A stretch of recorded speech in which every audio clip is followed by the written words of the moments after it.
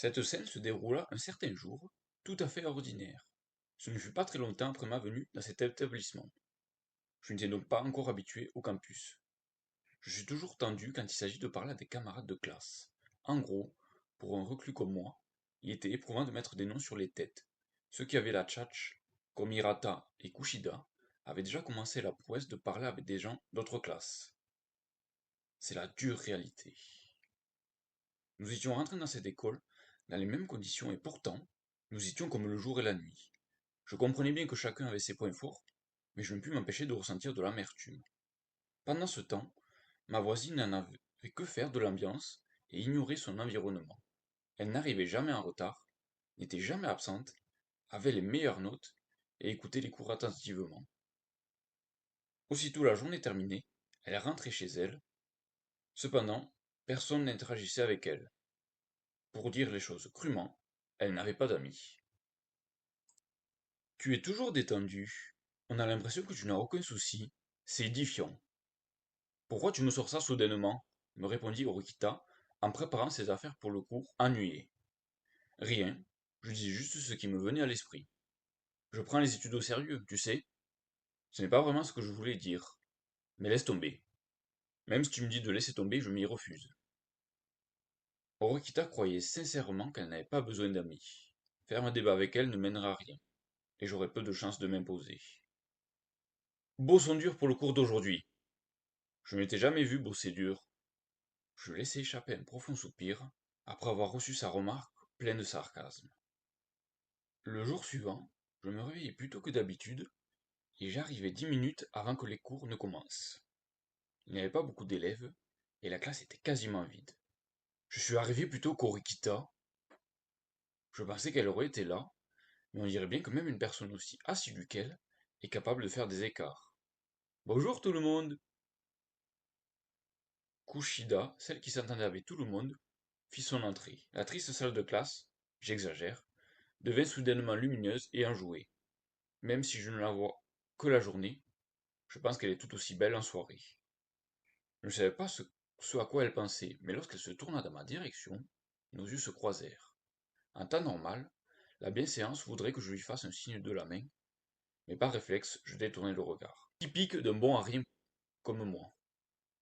Aujourd'hui aussi, je touchais le fond. Alors que je regardais l'extérieur à travers la fenêtre, la sonnerie retentit et l'appel allait commencer. Orikita n'était toujours pas là. Je ne savais pas trop si Chaba Sensei avait réalisé l'absence d'Orikita ou non, mais elle ne fit aucune remarque et quitta la salle de classe après l'appel. Elle est en retard? C'est vraiment rare. Je ne pouvais que faire des suppositions. Bonjour, Reinokudiku. Wouah! Alors que je fixais la chaise d'Orikita, Kushida apparut furtivement dans mon champ de vision. Désolé, je t'ai fait peur? Un peu. Tu as besoin de quelque chose? En effet, il y a quelque chose qui me tracasse. Je peux te déranger un peu? Et pas qu'un peu. Tu peux me déranger toute la journée s'il le faut.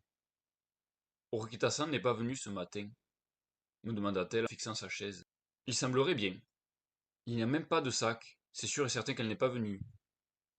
Tu as des infos, lui demandai-je. Elle hocha la tête doucement. Tu vois, j'ai vu Orikita-san quitter sa chambre ce matin. Et, en théorie, elle aurait dû venir ici. Du coup, elle n'est pas malade, si j'ai bien compris. Elle n'en avait pas l'air. Mais je suis inquiète, du coup.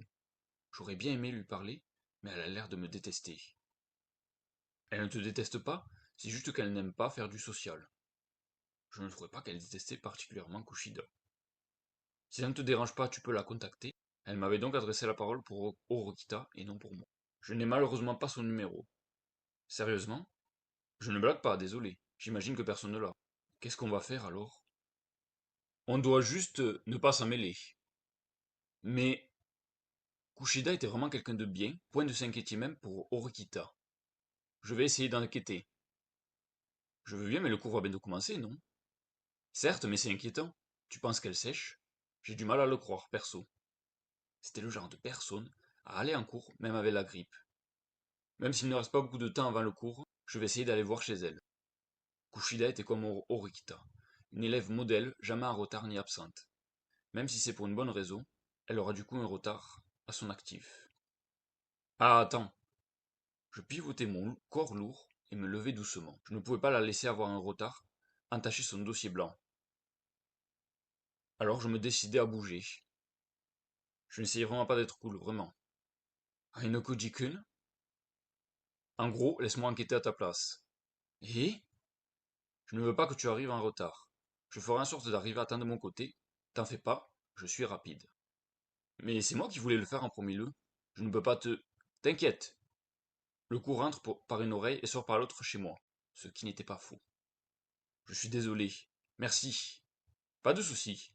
C'est quoi le numéro de sa chambre? Il fallait que je garde mon sang-froid. Si j'avais paniqué, je serais parti sans connaître le numéro de sa chambre, et j'aurais alors été dans de beaux draps. C'est la 1201 de mémoire. Vu que Kushida m'avait remercié, j'imagine que j'avais dû gagner des points auprès d'elle dans son cœur. Il restait environ 8 minutes avant que le cours ne commence. Il fallait environ 2 ou 3 minutes pour courir jusqu'au dortoir. J'avais encore mes chances pour venir à l'heure. Je quittai immédiatement la salle de classe et courus comme le vent dans le couloir.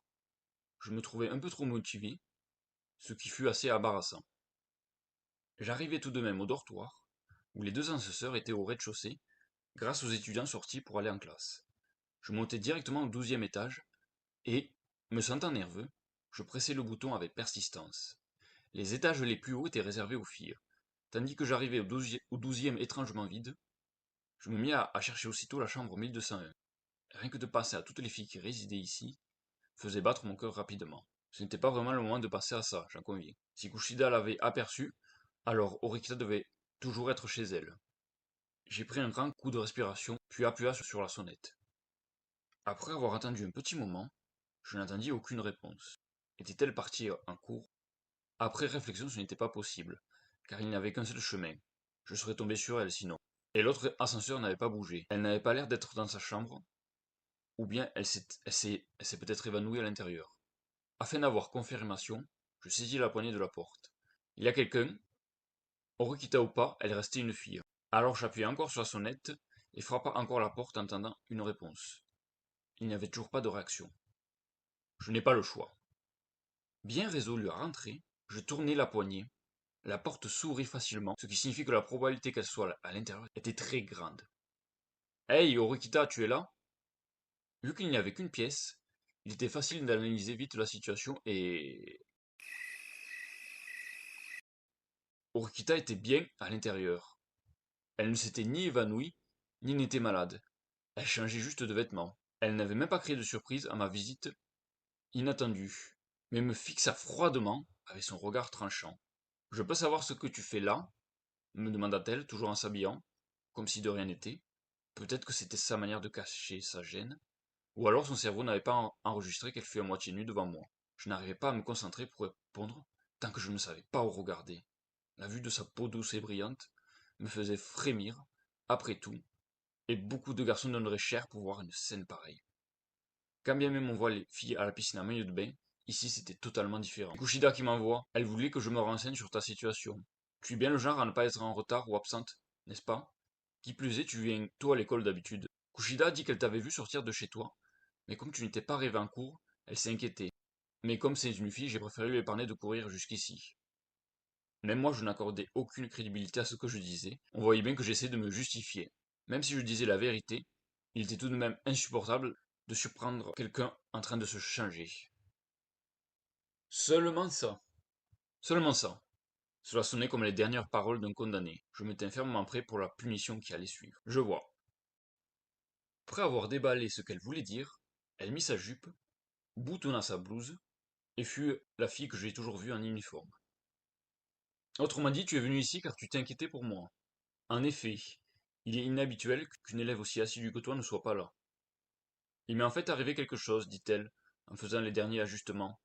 Elle prit un uniforme sur son lit. Je comptais aller à l'école avec cet uniforme, mais je n'ai pas pu. C'est-à-dire, Orikita diplia son uniforme et me montra le côté droit, au niveau de l'abdomen. Il y avait des greffures qui laissèrent voir un petit trou. Tu sais qu'il y a une étagère de livres dans l'entrée du dortoir. Il y avait des clous et des échardes saillantes qui se sont accrochés à mon uniforme. C'est assez embarrassant à raconter. Ceci explique l'énorme entaille. En effet, il était difficile d'aller à l'école avec quelque chose d'aussi visible. Elle est ainsi vite retournée pour prendre son uniforme de rechange. En tout cas, c'est rassurant de voir que tu vas bien. Il est bientôt l'heure. En regardant l'heure sur mon téléphone, je vis qu'il ne restait plus beaucoup de temps. Si on sortait maintenant en courant, on pouvait arriver en classe juste à temps. Un peu gêné à l'idée de rester seul avec elle, je me décidai à commencer à partir seul. Ainoku-kun! Je voulais absolument quitter la pièce, mais je sentis le glas retentir. Qu'y a-t-il? Tu peux me regarder? Dois-je vraiment le faire? Si tu ne le fais pas, tu risques de le regretter encore plus. En quoi puis-je t'être utile? Horrifié, je pivotai mon corps, mais je fus aussitôt attaqué par Horikita, qui me poignarda avec sa main en plein abdomen. Tout ce que j'avais mangé ce matin m'était remonté. Alors que mon corps s'inclina par réflexe, elle me poignarda cette fois-ci le cou, ce qui me projeta sur le sol.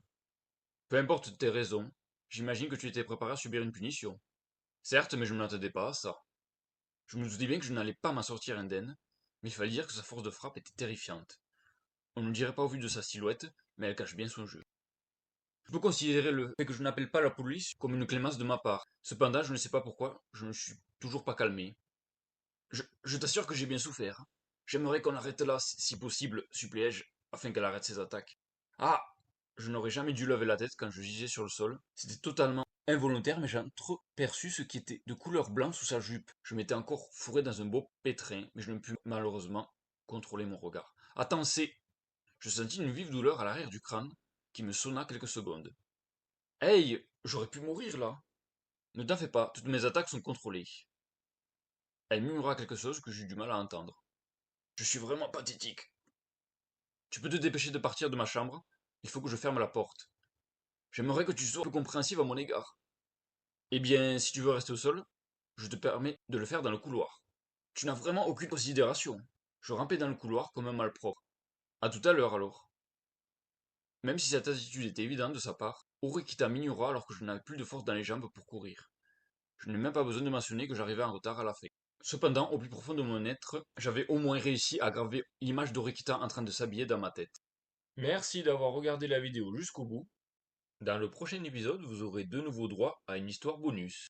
À bientôt.